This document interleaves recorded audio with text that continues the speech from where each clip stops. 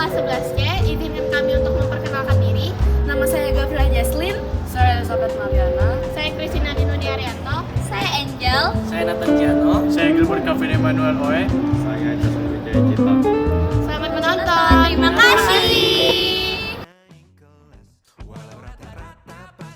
Lahan gambut adalah lahan yang terbentuk karena adanya pepohonan yang bisa tumbang, rumput-rumput, tanaman-tanaman yang sudah lapuk, ataupun jenis hewan yang sudah menjadi jasad. Namun, sudah terurai terdekomposisi secara sempurna, terjadi selama ribuan tahun. Ciri-ciri lahan gambut. Yang pertama, kedalamannya lebih dari 50 cm. Jika kedalamannya kurang dari 50 cm, kita tidak dapat menamakannya sebagai lahan gambut. Jika lebih dari 50 cm, baru kita dapat menamakannya sebagai lahan gambut. Lahan gambut ini ada di Kalimantan Selatan, tetapi tidak semua wilayah di Kalimantan Selatan terdapat lahan gambut, hanya ada di beberapa tempat. Ciri yang kedua yaitu lahan gambut berada di antara dua sungai, di antara dua laut, ataupun berada di sekitar rawa.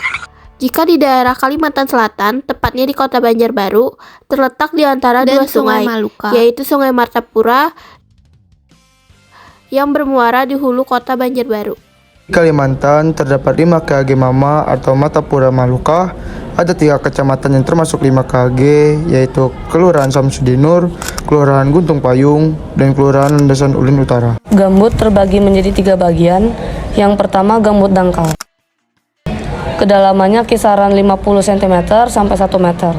Yang kedua gambut sedang. Kedalamannya kisaran 101 cm sampai 200 cm. Yang ketiga gambut dalam.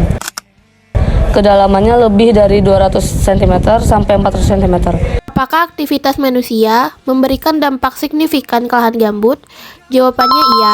Untuk pertanyaan ini terdapat 2 nilai, yaitu bernilai positif dan bernilai negatif. Yang pertama, kita akan membahas nilai positifnya terlebih dahulu.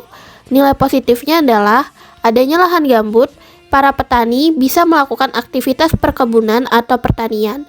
Ada beberapa tanaman yang dapat ditanam di lahan gambut. Walaupun lahan gambut sifatnya asam atau jauh dari kata subur, namun sekarang manusia dapat memodifikasi bagaimana agar struktur tanaman tersebut tetap subur di lahan gambut tersebut. Yang kedua yaitu bernilai negatif. Nilai negatifnya adalah terdapat GRK atau gas rumah kaca. Gas rumah kaca tidak jauh dari emisi karbon, yaitu CO2 dan metana. Jika kita tidak memelihara lahan gambut secara umum, nantinya lahan gambut akan melepaskan gas yang berdampak pada efek rumah kaca. Air yang terdapat di lahan gambut sebagai lumbung untuk mengaliri lahan gambut agar tidak kering.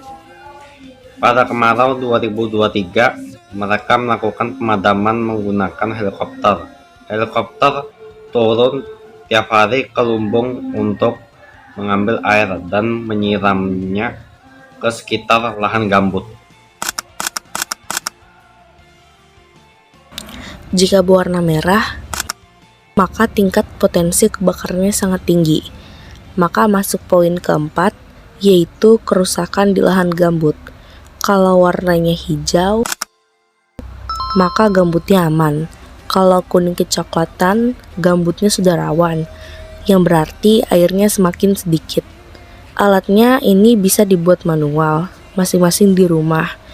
Di Kota Banjarbaru, sudah memasang beberapa titik untuk memantau tanah gambut. Apakah masih ada air gambutnya atau tidak?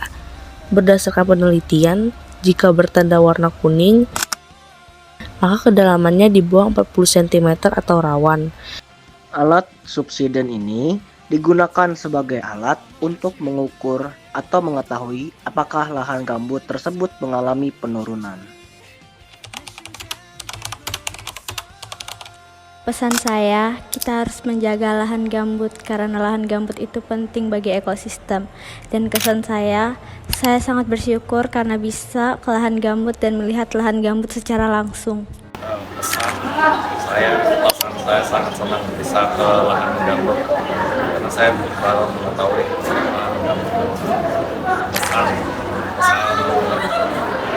Pesan saya adalah melestarikan dan merawat lahan gambut. gambut.